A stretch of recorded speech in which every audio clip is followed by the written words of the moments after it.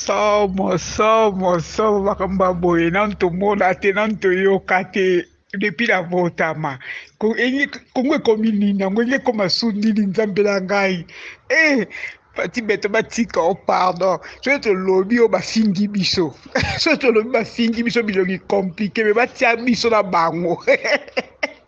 na posa naomona ata ere oyo batindelaka ata avion elongolaka na afrique du sud nakende ngam na oleka na émission youtube muta liboso batindela ngai en tout cas président jeti tindelanga ata avion ya olongolaka na afrique du sud ngam na kozala mwasi ya liboso na oloba na youtube makambo boye nao tomona te nzambe abala congo congo ekomi su nini nzambe na ngai oyebi ke nafungoli na bangi natuli taxi ya mai ebangisanga mambo tomona yango na bapays étranger nde tomonaka tokangama na bapays tokenda na bapays étranger tokoma olula bamboka bato lelo congo ekomi nzambe na ngai président jeti oyoka kolela na nga tindelanga biye nakoma nga muta liboso na oloba na youtube nga mwasi ya liboso fo naloba fo naleka na émission naloba